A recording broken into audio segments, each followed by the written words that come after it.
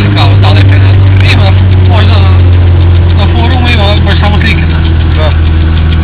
A stavlja smo ono prodao. Znaš, onda već krši, onda 400 eura smo. Čuš ti dobro si zove pare, više kad 300 smo ga platili prije 5 godina. Mislim, ja lik znaš koliko si uložio, a opet nisi dobio ništa. Da. A dobro. Koristio si ga. Da.